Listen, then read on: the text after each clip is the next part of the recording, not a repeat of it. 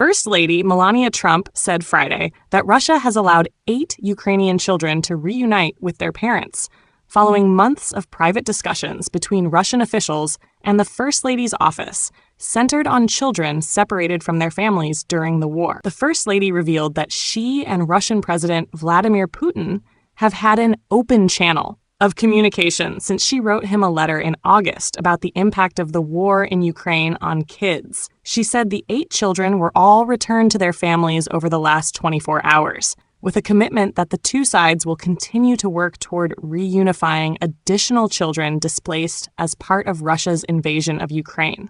This remains an ongoing effort, Melania Trump said in a brief speech at the White House. Plans are already underway to reunify more children in the immediate future. I hope peace will come soon and begin with our children. The First Lady's announcement comes as the Trump administration, however, has cut funding to a leading organization that tracks evidence of Russian war crimes, including the forced relocation of tens of thousands of Ukrainian children. The Ukraine Conflict Observatory was run by Yale's Humanitarian Research Lab and established with State Department backing in 2022 to capture, analyze, and make widely available evidence of Russia-perpetrated war crimes and other atrocities in Ukraine. The group produced reports on a slew of alleged Russian war crimes, including the extent of Moscow's efforts to relocate, re-educate, and sometimes militarily train or forcibly adopt out Ukrainian children. Their database included the information and identities of over 30,000 Ukrainian children who were allegedly abducted by Russia across 100 locations, according to a source familiar with the data. The International Criminal Court issued an arrest warrant for Putin for the alleged war crime of forcibly deporting Ukrainian children.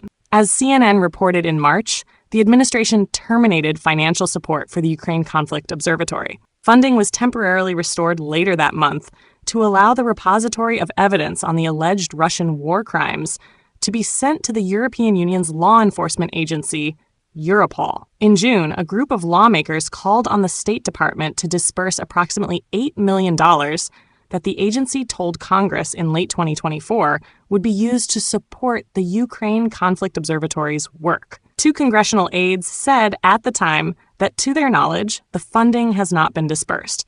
The Yale Humanitarian Research Lab has raised enough money through private donations to continue their work until January 1st, their executive director said, but they don't know what will happen after that. Open channel of communication with Putin. With President Donald Trump hand-delivered a peace letter on behalf of the First Lady to Putin in August.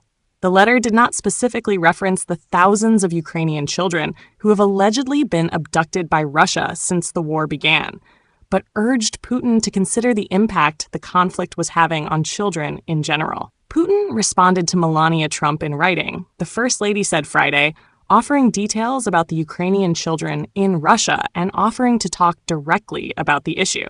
Since then, President Putin and I have had an open channel of communication regarding the welfare of these children, Melania Trump said. We have agreed to cooperate with each other for the benefit of all people involved in this war. In addition to releasing the 8 children, Melania Trump said that Russian officials have provided updates on the identities of some children and the social and medical services that they're receiving. She added that she's also pressed the country over those Ukrainians who were minors when the war started, but are now adults and still residing in Russia.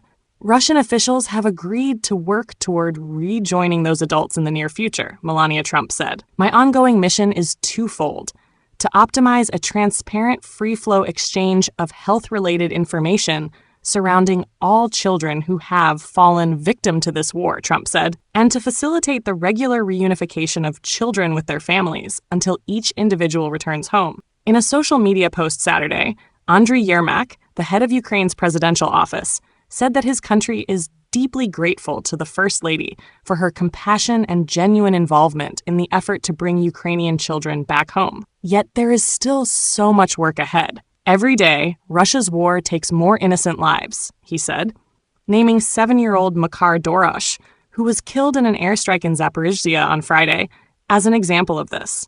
Thousands of others remain in danger, deported, trafficked, indoctrinated, stripped of their identity, or forced to live under constant threat of attack, all robbed of their childhoods, he said. Russia is the architect of this tragedy, and it must bear full responsibility for every life taken, every child stolen, and every childhood destroyed, Yermak added.